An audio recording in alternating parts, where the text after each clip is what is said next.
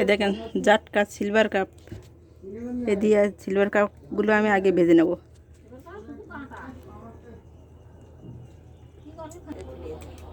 প্রথমে তেল দিলাম,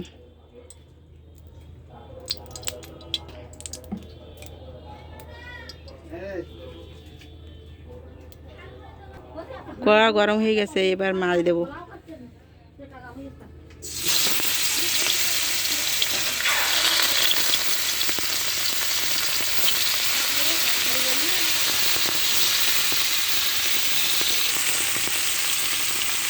মাঝারি আঁচে মাছগুলো ভেজে নিতে হবে।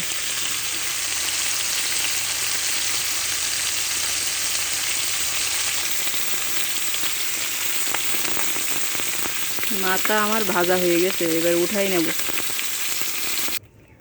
মাছ উঠাই নিয়েছি, আবারও দিচ্ছি। দেখেন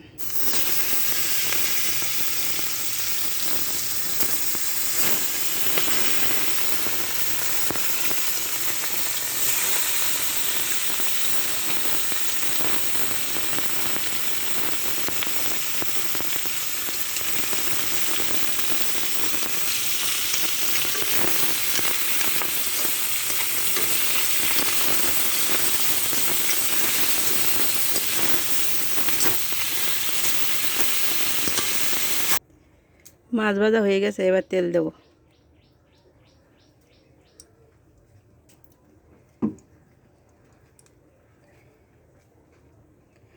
দুইটা শুকনা মরিচ দিলাম।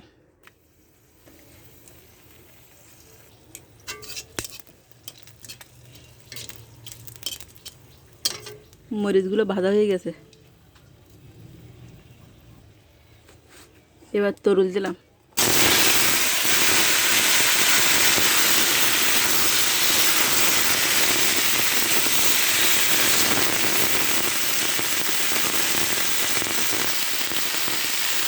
এক মিনিটের জন্য ঢেকে দেবো। এবার ঢাকনিতে উঠাবো।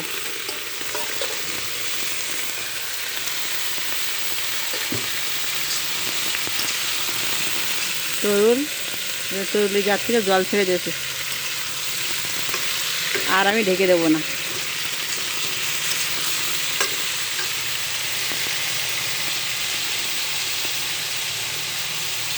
পরিমাণ মতো লবণ দিলাম।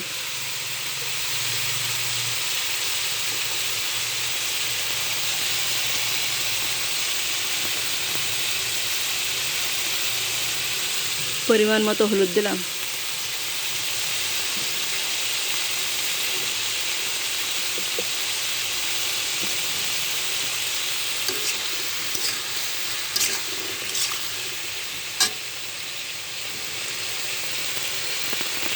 মাঝারি ধরনের আঁচে এভাবে নাড়তে থাকতে হবে, আর ঢাকলে হবে না।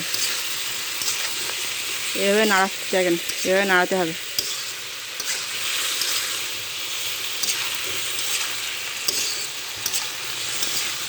এই যে তরুলির জল বেরোচ্ছে।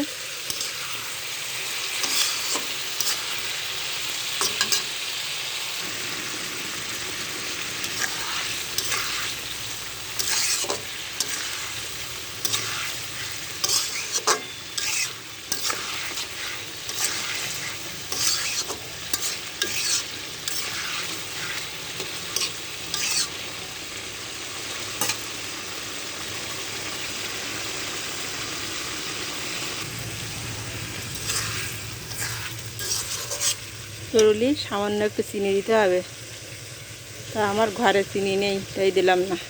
এভাবেই রান্না করছি।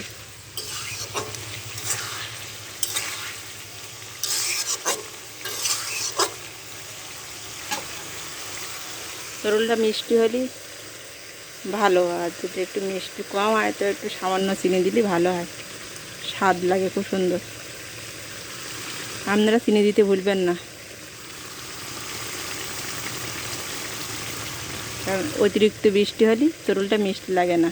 আর যখন কম কম বৃষ্টি হয়, সপ্তাহে একবার দুবার বৃষ্টি হয়, তখন সেই তরুলটা মিষ্টি লাগে।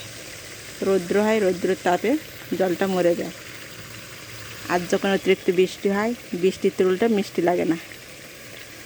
আমাদের এখানে প্রচণ্ড বৃষ্টি এখন, এই বৃষ্টির সময় তরুলটা মিঠে নয়, সামান্য একটু চিনি দিতে হবে, কিন্তু সেটা আমার ঘরে নেই, তাই দিতে পারলাম না।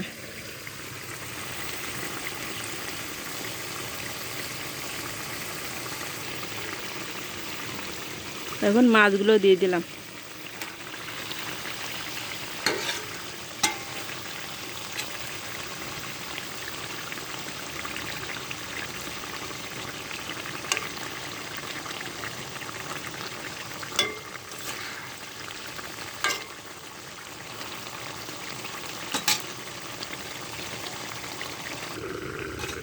আমি 1 মিনিটের জন্য ঢেকে দিয়েছিলাম, এবার উঠাবো।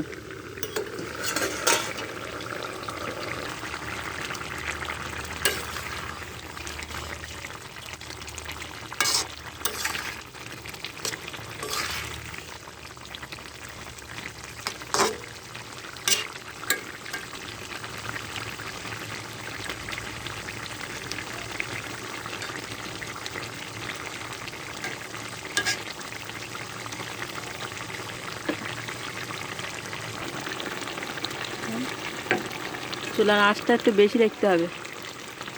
এবার আমি এতে কাঁচামরিচ, কালো জিরা এবং গোলমরিচ বাটা দিচ্ছি। ভালো করে শুনে নেন, কাঁচামরিচ আর কালো জিরা আর গোলমরিচ, এই মশলাটা দিলাম।